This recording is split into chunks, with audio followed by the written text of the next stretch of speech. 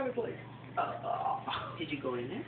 no, because I knew she'd go back to sleep. And I went in there and got her. I knew it would turn into an all-night thing. And That's a good thing. And then she finally went back to sleep. so it was like gut-wrenching. I was like, oh, yeah, bless your heart. Oh.